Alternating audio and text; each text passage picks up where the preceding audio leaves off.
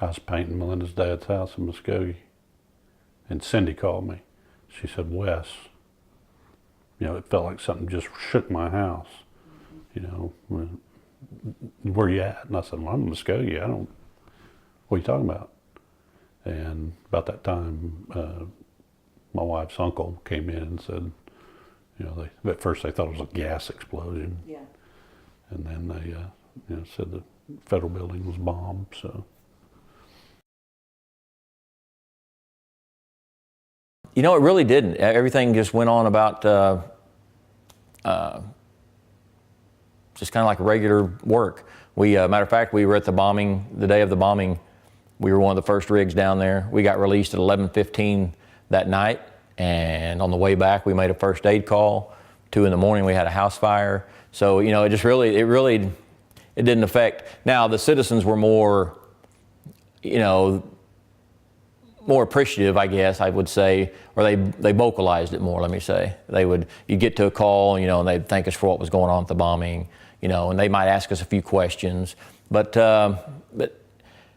I did 31 years at Oklahoma City Fire Department, and I can't think of a call or a day on duty that I didn't feel like we were appreciated by the city. So it was, it was kind of the same, really, but we always felt appreciated.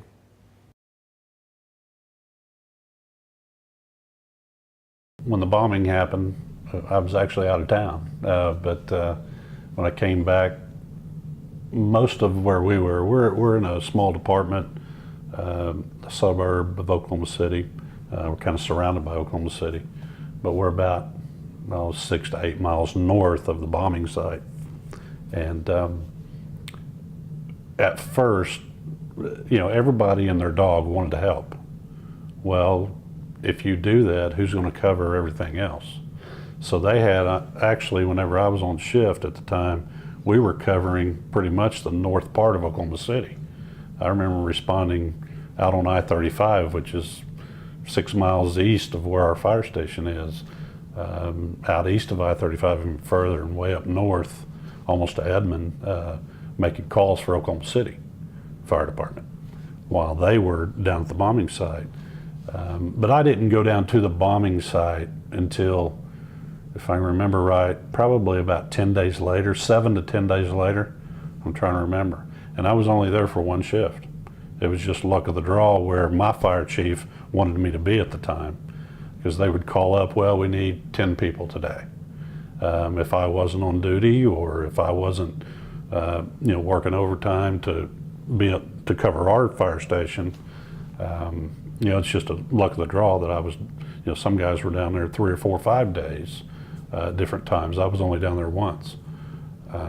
But so a role, I'm not sure if I can say I played a big role. We were pretty much on the front part of the building, on the debris pile, just clearing debris to see if we were working with some rescue dogs that were trying to find some people that might have been trapped. So we were just clearing the piles, all we really did on my shift the day I was down there.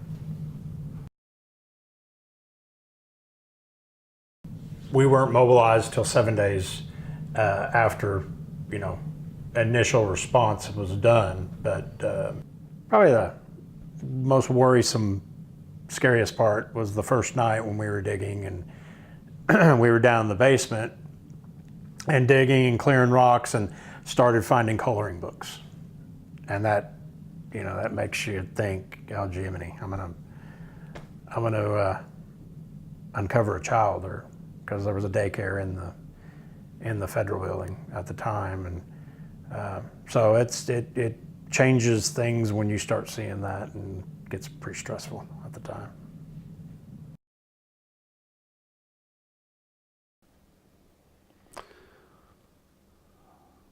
Well, coping. I think the counseling helped, but back at that time, it was, you handle it. That's what you were hired for. That's why you applied to do this job. I think that's the way you felt, but to cope with it, there was help there. Our fire chief would, if you need any help, we got these resources. There was plenty of resources that came in from all around the country to help the responders. But coping, I know my family helped me. Your faith in God helps. And just a little bit of everything helps you cope. I didn't see anything really. I smelt it because, like I said, we were down there 7 to 10 days later. It wasn't a rescue. It was recovery. And when I sit and talk with my coworkers that recovered 2 or 3 bodies, but all I did was move a few rocks on the front of the building. I have empathy for him, for what he saw, what he had to do, which helped me cope. Hey, things aren't bad for me. It's bad for him. So, things like that. Just little bitty bits and pieces of things help you cope.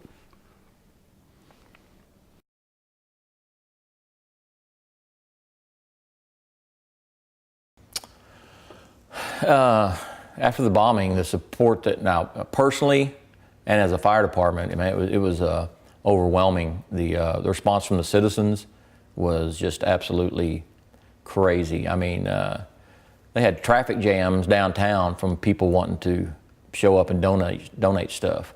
So my understanding was they had to set donation centers up outside Oklahoma City to keep the traffic jam to a minimum, because there's so many people willing to give. Blood drives, money donations were just out of this world. And it wasn't just Oklahoma City, it was the whole state of Oklahoma. And then, like I say, support we got from the citizens I would probably say we didn't have to cook a meal at the fire station for the next 3 or 4 months. Neighborhood associations, businesses, they took care of, most of the fire station's meals, breakfast, dinner, for quite a while. And there's 35 fire stations in Oklahoma City with 3 shifts, so that's a lot of people that got taken care of.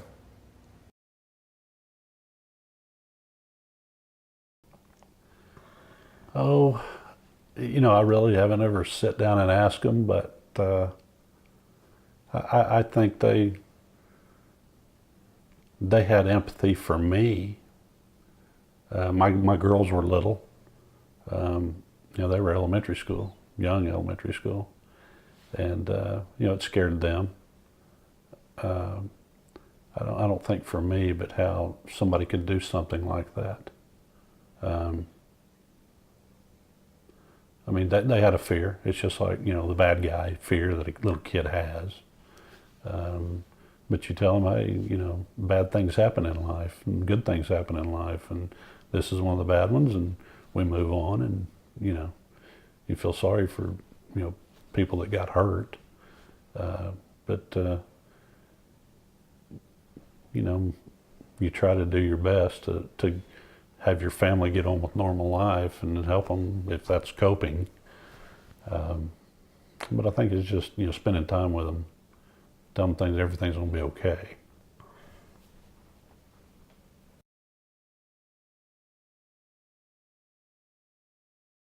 He was a teller at one of the banks, amateur photographer. He heard the explosion. He thought maybe a building was being demoed, and so he grabbed his, of course their windows broke and everything. He grabbed his camera and took off and snapped the photo.